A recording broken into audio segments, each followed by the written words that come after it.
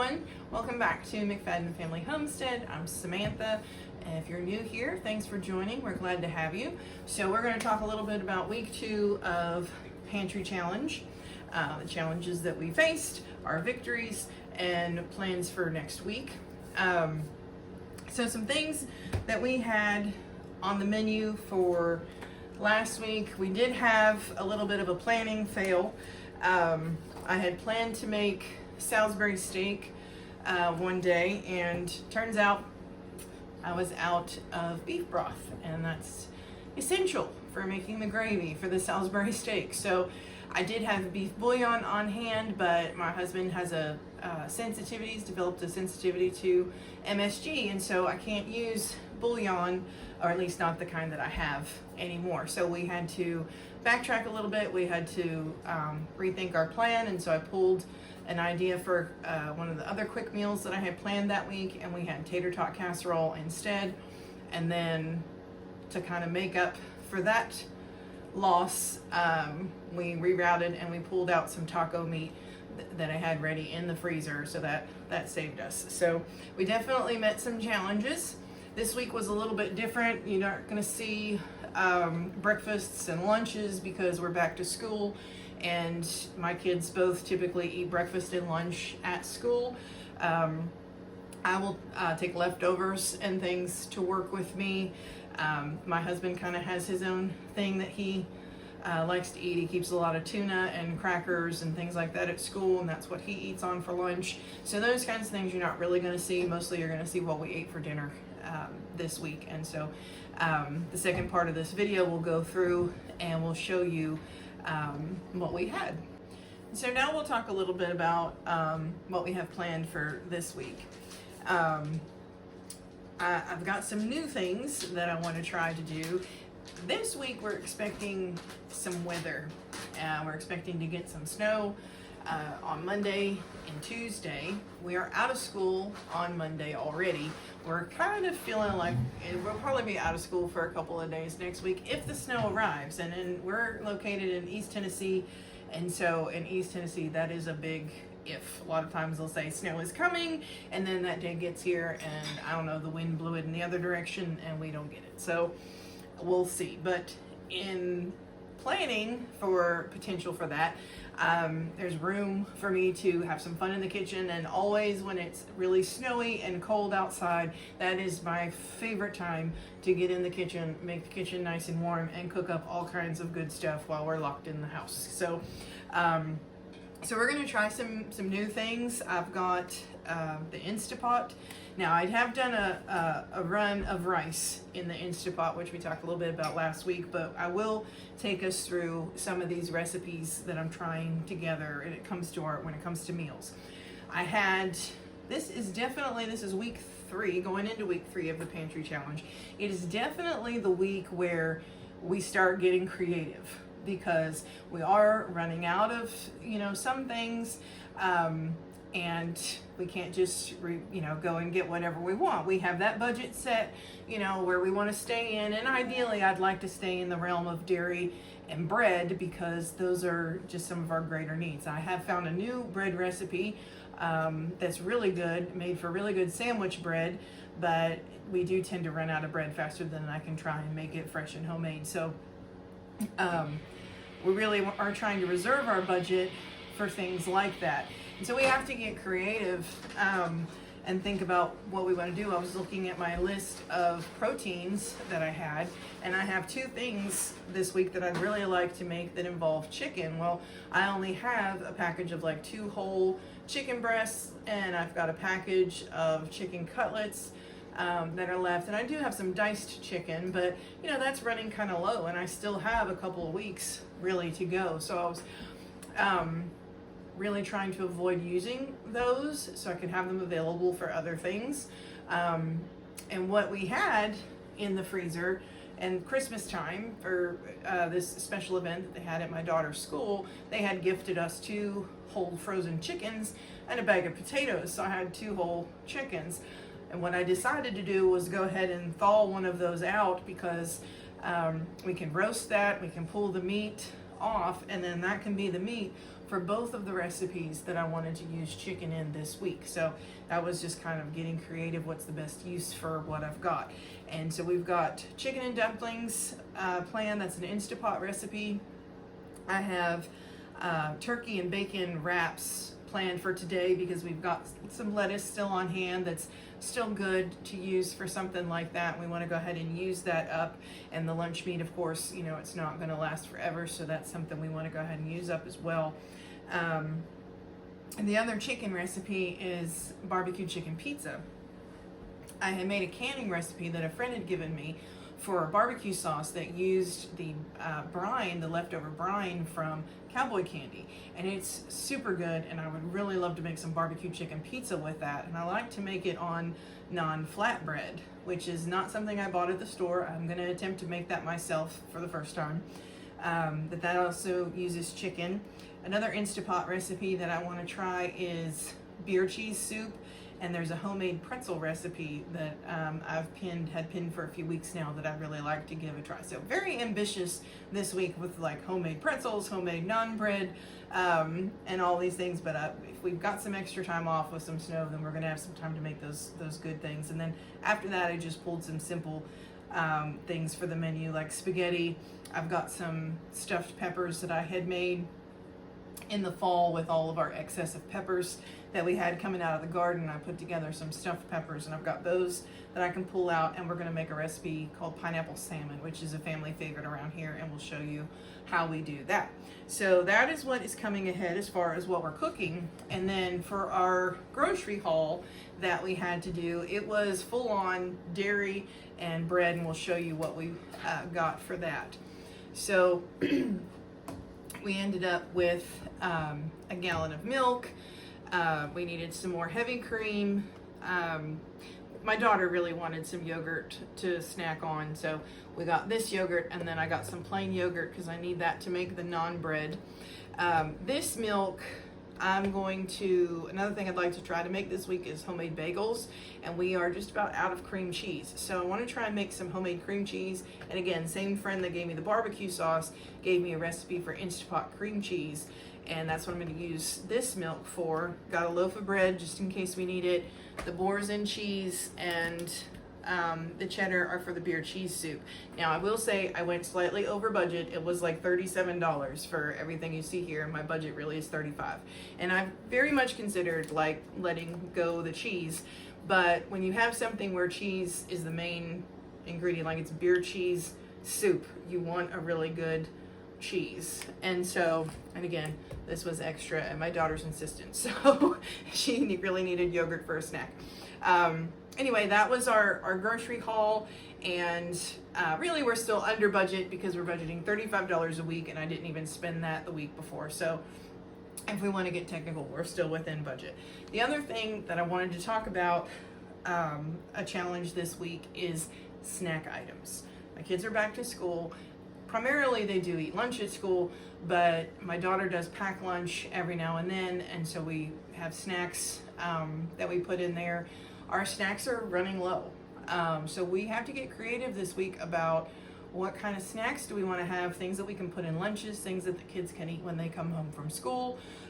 What can we make with what we've got and do homemade that they're not going to really feel like they're missing out, and they're not having those snack items.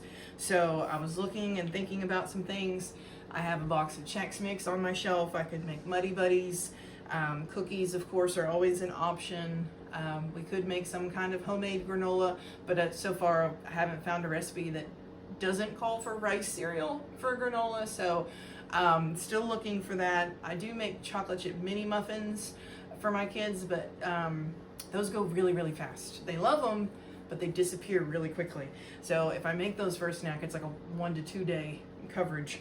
I have some Cheerios on the shelf that no one's really eating, and I've got a little bit of marshmallows to where I could make some cereal bars out of those Cheerios. And then I also found a recipe for applesauce fruit leather made from homemade applesauce. And so I considered trying to do that with one of our applesauce jars and seeing how that works out. So, not saying we'll do all those things, but this is a list of possibilities that we could try throughout the week so that the kids can have some snack items. So I guess we'll find out next week what we actually accomplish. And just want to thank y'all for being here, and we'll show you and start talking about the things that we made.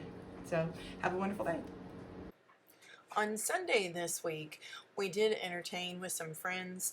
I was really excited about this because other than the apples and the grapes that I had purchased and the orange that I needed for zest for the dessert, everything that we ate came from things that we already had on hand. So it was really, really exciting, and it was really special. Everybody loved all the food, and I can't wait to show it to you. So here we have the grapes, the apples, we have cheeses that we had pulled. We had some Swiss cheese and some cheddar, some Colby Jack. We had some summer sausage that was in the fridge and some pepperoni. Pepperoni is a staple around here. So we had some fruit and some cheese, and then we had a little bit of crudité. I had some celery in the fridge, and I had some carrots. I made up some homemade ranch, and those are my refrigerator pickles. Here is some pepper jelly that we got from the farmer's market over the summer. It's our cowboy candy, and that is the hot pepper relish that we made from all of our hot peppers this summer. Just some crackers, and that other little bowl was some chicken salad. This is some toasted bread that we spread with whipped feta. It's a mixture of feta and cream cheese, and we top it with this roasted cherry tomato, garlic, olive oil, salt, and pepper. These meatballs were definitely a favorite. I made just a very basic meatball, seasoned with nothing more really than salt and pepper, and then a lot of people will make barbecue sauce out of we'll mix grape jelly with barbecue sauce. Well, I didn't have any grape jelly, so I decided to use a jar of our blueberry jam with a bottle of Sweet Baby Ray's, and this barbecue sauce was absolutely amazing. I will definitely do this again and again. It was a huge hit. And for dessert, we had just a couple of strawberry rolls left. I pulled out some of our Christmas cookies that we had tucked away into the freezer, and this is a white chocolate macadamia nut cream pie, and I'll post the recipe in the description because that pie was absolutely incredible. On Monday, we tried a new dish. It was a Mediterranean chicken dish. I had to stop and take a picture of the chicken that I was seasoning because I forgot to start the video recording before I had already added the salt, the pepper, the garlic powder, and the oregano to the diced chicken. So now I've got the video all set up. So I've got the seasoned chicken laid out in a greased baking dish. These are some diced onions that I had in the freezer. So we're putting those on. The zucchini that you see there is zucchini from my garden this summer. I had blanched it and I laid it all out in a sheet pan and froze it, and then put those into vacuum seal bags, and I vacuum sealed it in small portions. And it certainly, not going to taste like a fresh zucchini, but if you're going to cook it in something or just have sauteed vegetables on the side, it actually works wonderfully. There's a lot of water though, so I always put them out on a paper towel, a layer or two, and then I will put some on the top as well, just to kind of get that extra moisture out. This is tomato sauce. It's not part of the recipe. I just put that on there because as you can see over there to the right, I had made some barbecue sauce that day and canned it, and that was what I had left in that tomato sauce jar, and I didn't want it to go to waste. These are some of the cherry tomatoes that we had an overabundance of. My freezer is filled with tons and tons of frozen cherry tomatoes, so I decided to go ahead and throw some of that. It did call for fresh, but frozen worked just fine. And what I am beating up right now is my shredded mozzarella cheese. So that's going to go on top. And then we're going to also add some Parmesan cheese here in just a minute. This is a very easy recipe to make, and it was really delicious. I was really impressed with how good it was. So we're going to put mozzarella cheese on, and then we're going to sprinkle some Parmesan cheese over top of that, and you'll see we'll have some basil that we're going to put on there too. Basil can be really hard to find in my area for whatever reason. Sometimes just to find, you know, fresh basil that's worth buying. So I've been using this a lot, which is, it's kind of like partially dried, partially fresh, and has a pretty decent shelf life. So this is the finished dish after it's been baked in the oven. I made some orzo. I just put some Parmesan cheese on that, and this is my leftover lunch. It actually made for really good leftovers. This is our fill-in dish where we couldn't make the Salisbury steak because we were missing an ingredient. We switched to tater tot casserole. This is a very simple dish, but it is well loved by all my family. It's just ground beef, and you put a can of cream of chicken soup on it after it's been browned. You top it with tater tots and then some cheese at the very end, and it's just fantastic. It's very simple, but it's just, everybody loves it. So this is our taco night on the fly. I pulled out the taco meat from the freezer. I pulled out some corn on the cob, and I realized that I needed to use up those leftover potatoes, so I pulled those out too. We were out of tortilla chips, which is our usual side. We usually just have chips and salsa and queso on the side of tacos. So this is just showing you how we're getting everything prepped.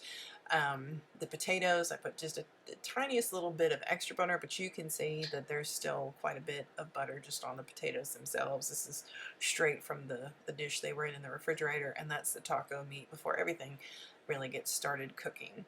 And so now we've got some heat to things. You can see the potatoes are sizzling away, and the taco meat, you can see, has come back to life and been good and heated through. So I pulled out just all kinds of toppings, some hot pepper relish, some of our canned salsa, cowboy candy, sour cream, cheese. I shredded some lettuce that we had in the fridge, and then we had both hard and soft shells in the house. This picture really is just to share a little bit of aggravation with you because I'm in desperate need of some new cookware.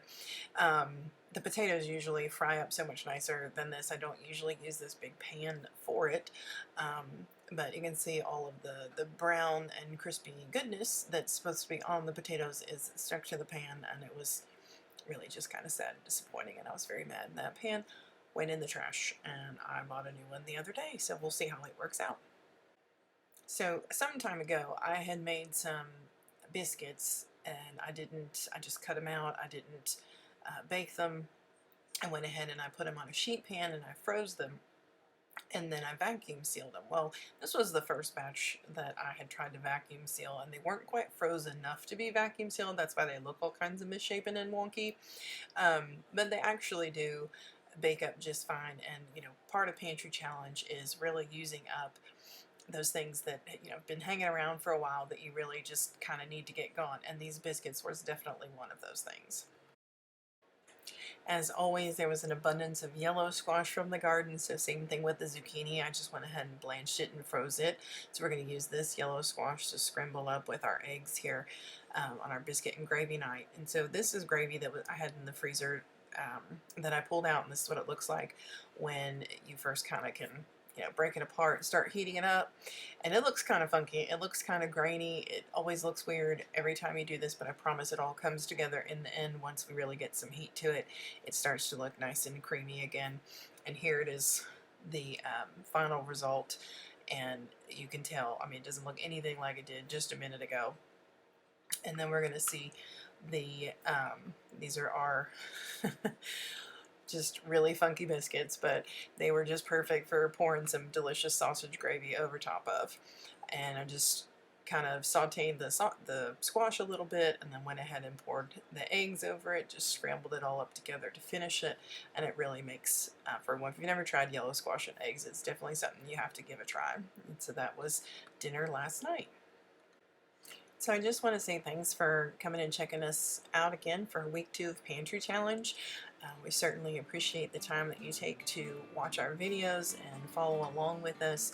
And I just want you to know that you're appreciated, and if you'd like to continue to follow along, just click that subscribe button, give this video a like, and if you have any questions or want to see anything else or curious about anything, just give a comment below. And thanks again, friends. Have a wonderful day.